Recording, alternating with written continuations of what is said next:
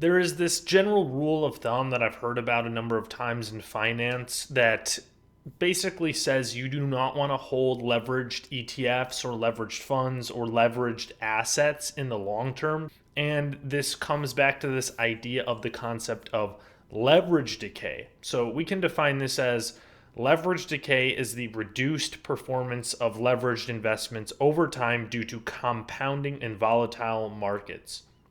Daily returns deviate from long term expectations, worsening with high volatility and time. So, I wanted to actually put into practice with some calculations whether this is really something that should be worried about. Is there truth to it? That's basically the question we're trying to answer. So, I built this little model. So, we're going to assume that we have some asset with these characteristics up here. So we could even go by, let's say this is the S&P 500 index. So the S&P 500 has typically returned annually about 7% per year.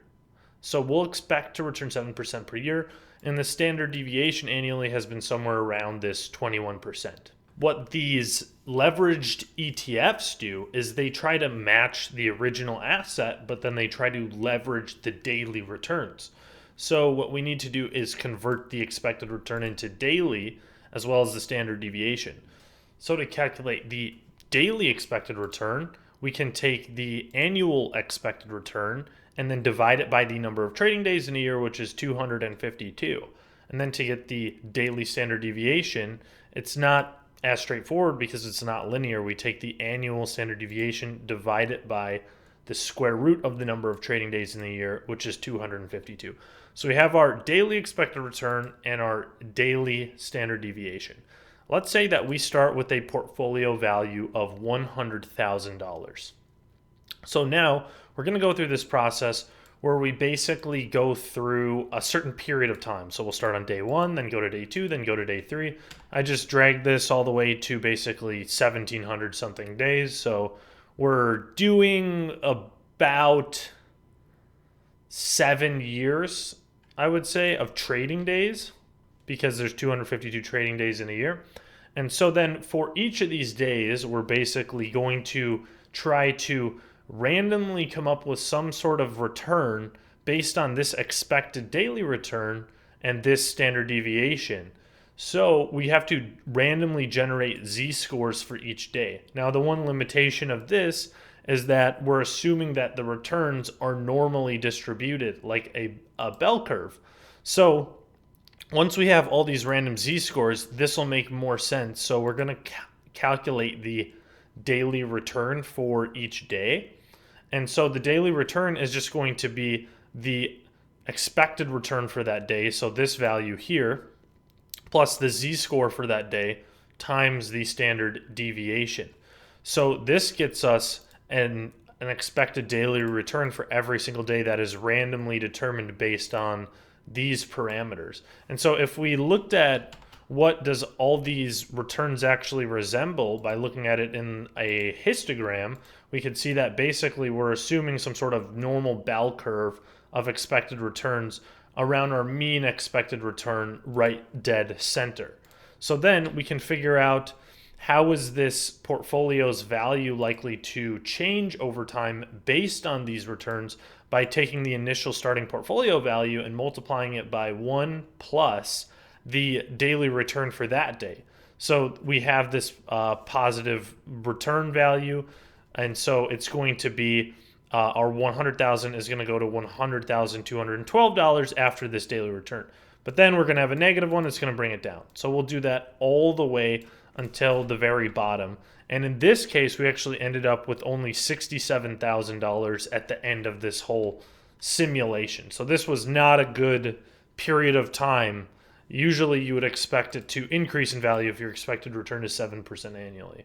So then we can do the 3 times leveraged version of this. So a 3 times leveraged ETF would basically try to do whatever this is times 3.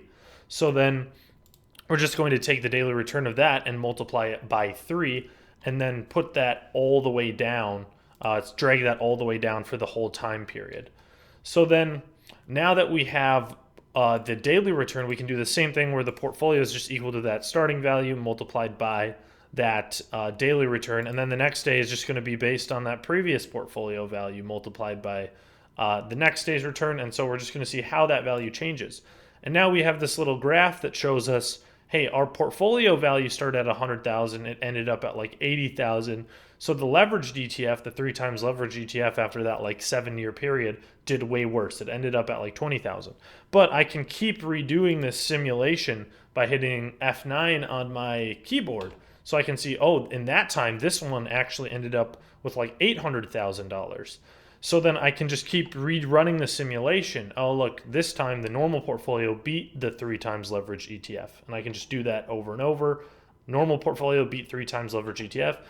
3 times leverage ETF crushed the normal portfolio. And I can keep doing this and doing this. But how about we do a Monte Carlo simulation where we do this same whole calculation, basically 5,000 times, and then see which one of outperforms the other the highest percentage of times. So right now we can set basically this value here for our normal portfolio equal to the very final value. So we're going to set this one equal to that. That ending value of our normal portfolio is 257,000. And then we have our 257,000 there. The ending value of this leverage portfolio will be the 680,000, which is the last value on the last day here. So we'll set both of those and we'll just anchor them. So our iteration 1 will just be equal to that value there and that value there. Now we can use a fancy little Excel trick to actually make Excel do this simulation for us. So let's actually grab, starting at this iteration 1 and this value, and then hold Control Shift on our keyboard and hit down arrow. So we selected this entire table actually. Now we can go to data right here, then what if analysis and data table. Now all we need to do is put in this column input cell, just select it and then grab an empty cell. This will like force Excel to do this whole Monte Carlo simulation. Based on how powerful or fast your computer is, it could take various lengths of time to run all of these calculations. So mine just finished. We ran all these calculations. And now we can see that for the normal portfolio, the average of all of the 5,000 results is a value of 162,000. So that is our expected mean outcome of these 5,000 simulations if we have these basic estimates. Whereas the mean for the leverage portfolio is actually 424,000. So the mean outcome was much, much higher for the leverage portfolio. Well, does that mean we should buy that leverage portfolio over the long term? It depends on how you think about it and how you think about risk. So we can look at the median outcome. So the median outcome for the normal portfolio is actually just 138,000, whereas the median outcome for the leverage portfolio is only 107,000. So why is that? Why is the mean so much higher, but the mean is so much lower for the leverage portfolio? It's because if we look at like individual iterations here, we can see in this case when our portfolio did 300,000, the normal portfolio, the leverage portfolio actually did almost 1.2 million. So when the normal portfolio does really good, the leverage portfolio does extremely well. And these extremely good outliers will drag up the mean very high. Although most of the time in most iterations and simulations, our normal portfolio outperformed the leverage portfolio. So what percentage of the time did our normal portfolio outperform the leverage portfolio?